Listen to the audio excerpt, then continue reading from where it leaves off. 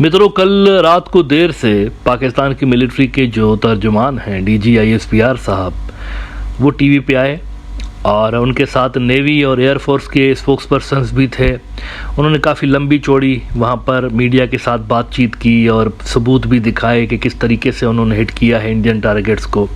लेकिन एक बड़ा इम्पॉर्टेंट सवाल उनसे पूछा गया कि ये जो सीज़ फायर हुई है, तो ये सीज़ फायर आपके कहने पर हुई है या इंडिया ने रिक्वेस्ट की थी सीज़ फायर की? तो उन्होंने कैटेगोरिकली इस चीज़ को डिनाई कर दिया, रद्द कर दिया कि हमारी तरफ से यानी पाकिस्तान की तरफ से कोई सीज़ फायर की रिक्वेस्ट किसी मुल्क को नहीं गई थी, बल्कि हमें रिक्वेस्ट आई इंडिया की। जब हमने अटैक किया इंडिया के ऊपर तो उसके बाद हमें इंडिया की रिक्वेस्ट आई कि अब फायर बंद करते हैं, now let's stop this fire, और इसको आगे नहीं बढ़ाते। तो उन्होंने क्लियर कर दिया कि ये हमारी तरफ से सीज़ फायर नहीं हुआ, वहाँ से रिक्वेस्ट, हमने उस रिक्वेस्ट को माना है, तस्लीम किया है। अब देखें, ये जो युद्ध था, ये जो जंग थी, उसमें एक पॉज तो आ गया, ये ख़त्म नहीं हुआ। इंडिया पाकिस्तान के दरमियान जो रिलेशंस है ना, वो जंगी रहे, हमेशा से जंगी रहे। सिर्फ ये होता है कि पॉज का बटन दब जाता है, सीज़ फायर हो जाती है और फिर आगे चल के सीज़ फायर टूट भी जाती है। और ये ऐसा ही चलता रहेगा जब तक कश्मीर का इशू रिजॉल्व नहीं होगा ना। तो ये दोनों मुल्कों के दरमियान इसी तरह से आप देखेंगे कि यही मामलात रहेंगे। पिछले दिनों पाकिस्तान का जो आर्मी चीफ है जनरल आसिम मुनीर साहब, उन्होंने एक बड़ा इम्पोर्टेंट बयान दिया था, बड़ा गौर तलब बयान था। उन्होंने कहा कि हम 3 जंगें कश्मीर पे लड़ चुके हैं, अगर हमें 10 भी लड़नी पड़ी ना मज़ीद कश्मीर को आज़ाद कराने के लिए तो लड़ेंगे। 3 लड़ चुके हैं, 10 और भी लड़नी पड़े तो लड़ेंगे, लेकिन कश्मीर ने तो आज़ाद होना ही होना है। ये उनके अल्फाज थे। लिहाजा कश्मीर का इशू जब तक रिजॉल्व नहीं होता, और कैसे रिजॉल्व होना है, जैसे कश्मीरी खुद चाहते हैं, यानी उनसे पूछिए, उनको ऑप्शन दीजिए कि भाई आपने पाकिस्तान के साथ रहना है या इंडिया के साथ रहना है। जो वो फैसला करेंगे, पाकिस्तान कहता है कि हमें मंजूर होगा, तस्लीम करेंगे, दैट्स ओके। अब इस फ्रंट पे तो इंडिया को हमने देखा कि एक ह्यूमिलिएटिंग डिफीट हुई है, काफ़ी ज़्यादा उनको नुकसानात उठाने पड़े हैं। उनकी एयरफोर्स तो टोटल एक्सपोज हो गई है, it is down and out. 4.5th generation उनके जो एयरक्राफ्ट हैं वो ऐसे गिर रहे थे जैसे कि कोई सूखे पत्ते नहीं गिरते पतझड़ के मौसम में, दरख्तों से पत्ते गिरते हैं, ऐसे एयरफोर्स के जहाज़ गिर रहे थे इंडिया के। और ऊपर से प्रेशर में आकर नरेंद्र मोदी साहब ने सीज़ फायर तो की है, लेकिन उनका जो हार्ड लाइनर हिंदुत्ववादी फैन बेस है वो खुश नहीं है इस डिसीजन से। और इसका इजहार फिर आपने देखा कि उनका जो विक्रम मिस्री फॉरेन सेक्रेटरी है, उसको इतनी गालियां उन्होंने दी हैं हिंदुत्ववादियों ने कि तुमने सीज़ फायर क्यों करवाया, कि उन्होंने अपना ट्विटर लॉक किया हुआ है, चले गए ट्विटर से ही, फ़िलहाल वो ऑफलाइन हो गए गालियों की वजह से। अब सवाल यहाँ पर यह पैदा हो रहा है कि व्हाट नेक्स्ट, यहाँ से हिंदुत्ववादी जो ठग हैं उनकी नेक्स्ट स्ट्रेटजी क्या होगी? वो ह्यूमिलिएटेड है, ये बात तो आप जहन में रख लीजिए। उनको बहुत बड़ी चोट पहुंची है, नतायज जो थे उनके तवक्को के बिल्कुल ख़िलाफ़ निकले हैं। उनको इसकी उम्मीद नहीं थी। पता है वो क्या चाह रहे थे? You know what was the plan? Plan ये था पाकिस्तान के ऊपर हमला करेंगे, उन्होंने किया। पाकिस्तान जवाबी हमला करेगा और जवाबी हमले में फिर हम, जैसे लास्ट टाइम बालाकोट का एयर स्ट्राइक किया था, इस तरह का कोई एयर स्ट्राइक पाकिस्तान के अंदर या आज़ाद कश्मीर में करेंगे। और उसके बाद जो है वो जब तक सीज़ फायर होगी तो ये बहुत बड़ी विक्ट्री हमारे लिए होगी। लेकिन हुआ यह है कि इंडिया की एयरफोर्स इस मर्तबा पाकिस्तानी एयर स्पेस क्रॉस ही नहीं कर पाई है, वो उधर ही अपनी एयर स्पेस के अंदर ही जबरदूस हुए हैं। वो जो छठा जहाज़ था वो थोड़ा सा करीब ज़रूर था बॉर्डर के, लेकिन वो भी इंडियन साइड पे गालबन गिरा है। ये सारे के सारे जो जहाज़ हैं उधर ही हिट हुए हैं, उनकी एयर स्पेस में ये अंदर आ नहीं सके। जो ही ये अंदर आ रहे थे, कल मैं सुन रहा था पाकिस्तान की एयरफोर्स का जो तर्जुमान है, उन्होंने कहा ये जैसे करीब आ रहे थे हमारे एयर स्पेस के तो हम इनके रेडार में एरर का मैसेज डाल रहे थे। इस हद तक पाकिस्तान उनको कंट्रोल कर रहा था, उनके जहाज़ों को। हत्ता कि उनके जो पायलट्स की कम्युनिकेशन है वो तक ये सुन रहे थे बैठ के, PAF के पायलट, और उन्होंने सुनवाई भी इंटरनेशनल मीडिया के सामने, उन्होंने सुनवाई भी। यहाँ पर भी मैं शेयर कर चुका हूँ इस प्रोग्राम के अंदर। इंडिया के पायलट्स जो बातें कर रहे थे आपस में, वो पाकिस्तानी पायलट सुन रहे थे। ये उनकी टेक्नोलॉजी का लेवल है, और टेक्नोलॉजी से मार खा गए असल में। इंडियंस जो हैं वो टेक्नोलॉजी से मार खा गए। तो यहाँ से ये सवाल पैदा हो रहा है, व्हाट नेक्स्ट? जो ह्यूमिलिएटिंग डिफीट हुई है, इससे बाहर निकलने के लिए बिहार का इलेक्शन भी आ रहा है और आगे बहुत सारे और भी इलेक्शंस हैं, सियासी नुकसान इनको हुआ है। इससे निकलने के लिए ये क्या करेंगे? कुछ ना कुछ तो करेंगे ना। तो ऑप्शंस क्या हैं, इस पे थोड़ा सा बात करते हैं। देखें, पाकिस्तान वाला ऑप्शन तो इनके पास था, लेकिन वो बुरी तरह से बैकफायर हुआ है। शायद इन्होंने पाकिस्तान की कैपेबिलिटीज़ का गलत अंदाज़ा लगाया था। इनको लगा कि वही 2019 होगा, एक आध जहाज़ गिर भी गया तो पायलट को वीर चक्रा देकर तो जान छुड़ा लेंगे, लेकिन वो बैकफायर कर गया। बहुत बुरी तरह से पिटाई हुई अपने ही मुल्क के अंदर, काफ़ी सारे उन्होंने स्ट्राइक खाए हैं, बहुत सारे एयर बेसिस तबाह हुए हैं इंडिया के, S-400 सिस्टम तक तबाह हो गया। ये ज़रा तस्वीर देखिए, ये पड़ा हुआ S-400, पाकिस्तान ने S-400 को जबरदस्त कर दिया, सैटेलाइट की तस्वीरें रिलीज़ कर दी गई हैं। तो अब यहाँ पाकिस्तान तो ऑप्शन नहीं है, दोबारा से मुझे नहीं लगता कि ये नियर फ्यूचर में पाकिस्तान के साथ पंगा लेने की कोशिश करेंगे। तो इमेज बिल्डिंग के लिए क्या करेंगे? इंडियन मुस्लिम्स को तो उन्होंने बिल्कुल ही फ्लैट करके रख दिया है ना। इंडियन मुस्लिम्स तो स्पाइनलेस हो, उनकी जो लीडरशिप है, यानी मुसलमानों के अंदर तो एक है, आप कह सकते हैं इंडिया के मुसलमानों के अंदर एक बहुत खुददारी है, लेकिन उनके पास कोई पॉलिटिकल लीडरशिप नहीं है, वो फ्लैट है बिल्कुल। तो वो भी ऑप्शन इतना ज़्यादा कारगर साबित नहीं होगा। भाई बाबरी मस्जिद थी ना, ज़्यादा से ज़्यादा तोड़ दिया वो भी, और क्या बचा है? तो ये मंदिर मस्जिद ज़्यादा अट्रैक्टिव नहीं है, पाकिस्तान ऑप्शन है नहीं।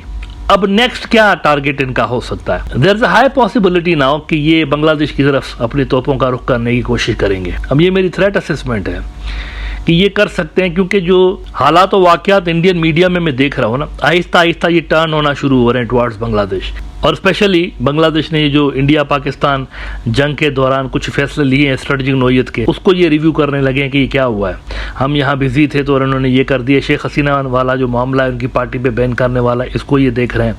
दूसरा, ये थोड़ी देर पहले इंडिया का एक बहुत बड़ा न्यूज़ आउटलेट है the wire, now look at this, ये थोड़ी देर पहले उनके एक जर्नलिस्ट हैं द प्रिंट वालों के, दीप हल्डर ने एक शो किया है। इसमें वो कहता है कि after Operation Sindoor why India must keep an eye on Bangladesh too. ये आहिस्ता आहिस्ता बांग्लादेश की तरफ इंडियन मीडिया जो है दोबारा से, वो पाकिस्तान से तो मार पड़ी है ना, उसको डिस्कस भी नहीं करेंगे शायद, ये दोबारा से बांग्लादेश के ऊपर ही लग जाएंगे। Amid escalating military tensions between India and Pakistan, Bangladesh has undertaken a series of rather unusual strategic measures, including a military drill Akash Bijoy 2025. The source said the containers had heavy weaponry, including air defense systems, Turkish-made drones, short-range missiles, and other advanced weaponry. ये तमाम चीज़ें उन्होंने लिखी हैं। ये बात उन्होंने की आज कि हमें जो है ना अब इस पे नज़र रखनी चाहिए, बिकॉज इन्होंने कई सारे ऐसे फैसले लिए हैं जो कि स्ट्रेटजिक नेचर के हैं, और ये हमारे लिए फिर इंडिया के लिए इसके कंसिक्वेंसेस हो सकते हैं। वैसे ये आज उन्होंने शो किया है, ये यूट्यूब पे मैं देख रहा था, लेकिन ये जो इनका शो है ना, ये पहले 3 दिन पहले, मेरे ख्याल से 3-4 दिन पहले इन्होंने आर्टिकल लगाया था इसी इशू के ऊपर, बांग्लादेश वाले इशू के ऊपर। देखिए ये है वो आर्टिकल, ये 8 मई को आप देख सकते हैं। द प्रिंट ने रिपोर्ट किया, after Operation Sindoor why India must keep an eye on Bangladesh too. इसमें उन्होंने कई सारी ऐसी बातें की हैं जो कि मुझे समझ में नहीं आती। अगर बांग्लादेश की एयरफोर्स अपनी प्रिपेयर्डनेस चेक कर रही है तो इसमें इंडिया का क्या जाता है? Why they should be worried, यानी उनकी एयरफोर्स है, उनकी मर्जी है, उन्होंने कोई थ्रेट तो नहीं दिया इंडिया को, और ना ही वो थ्रेट है इंडिया के लिए। बांग्लादेश की एयरफोर्स के बाद तो फिलहाल कैपेबिलिटीज ही नहीं है ना, वो शेख हसीना तो उनको बहुत ही पीछे करके गई हैं। 15 साल में उन्होंने कितने फाइटर जेट्स लेकर दिए बांग्लादेश को? नहीं लेकर दिए। जानबूझ के बांग्लादेश की जो एयर पावर है उसको कम रखा था इन्होंने, ताकि बांग्लादेश डिपेंडेंट रहे इंडिया के ऊपर। अब इसमें देखिए वो क्या कहते हैं, कह रहे हैं कि Before and after Pahalgam, a highly placed source in the intelligence agencies told the print that amid the escalating military tensions between India and Pakistan, Bangladesh has undertaken a series of rather unusual strategic measures. One such measure was the military drill Akash Bijoy 2025 conducted by the Bangladesh Air Force in April.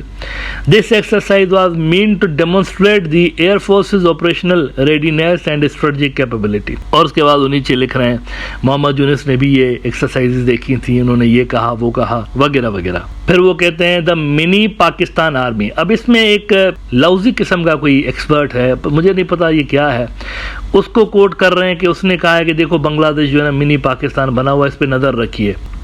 कहते हैं कि Popular Bangladeshi YouTuber Azam Khan, who keeps a keen eye on political and strategic affairs in the country, told The Print that Bangladeshi military ranks have been reshuffled to promote radicalism, particularly hatred for India and Hindus. We need to remember that the Bangladesh army is the offspring of the Pakistan army. You can see Pakistan army patrons in their activities such as working as freelancers in foreign soil, killing politicians and top generals, clandestinely running big business enterprises which might be up to 5 to 10% of Bangladesh economy वगैरह वगैरह. Khan warned that India needs to be careful of the mini Pakistan army. और नीचे उन्होंने अपने general को coat करते हुए लिखा है, अता हुसैन उनका जो जनरल है, इट यानी Bangladesh is abetted and advised by the Pakistan's ISI, which is obviously licking its lips at the potential of an Indian strategic disadvantage being exploited.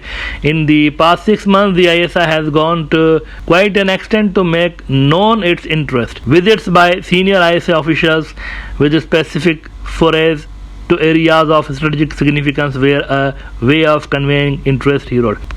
अब देखें ये तमाम चीज़ें, ये आज़म खान ने जो भी कहा है या अता हुसैन ने जो भी कहा है, this is just a bullshit propaganda. देखिए बांग्लादेश कोई जत्था नहीं है इस तरह का, कोई इस तरह की कोई यानी जैसे अराकान आर्मी है इस तरह नहीं है इनकी आर्मी.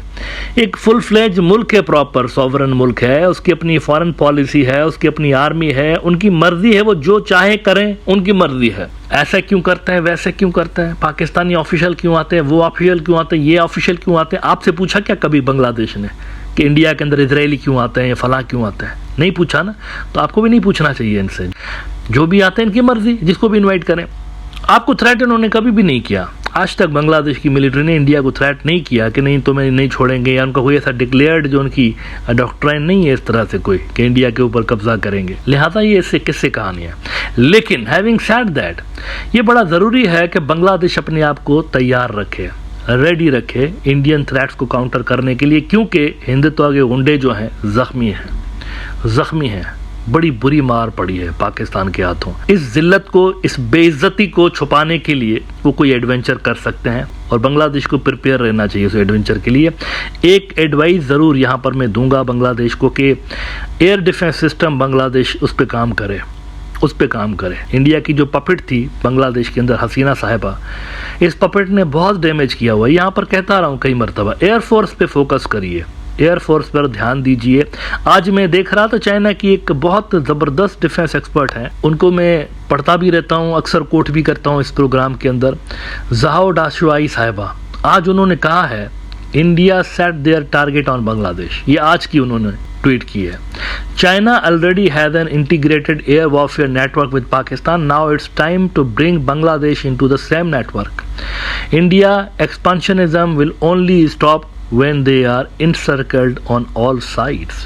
बांग्लादेश को एक डिफेंस नेटवर्क की ज़रूरत है, स्ट्रॉन्ग डिफेंस नेटवर्क की ज़रूरत है इस तरह के जो हिंदुत्ववादी थ्रेट्स हैं उनको काउंटर करने के लिए. और उसके लिए मेरे ख्याल से सबसे पहली और सबसे बुनियादी जो चीज़ है वो ये है कि बांग्लादेश अपनी एयरफोर्स को स्ट्रॉन्ग करे, और इस हवाले से चाइनीज़ और पाकिस्तानी उनकी हेल्प कर सकते हैं.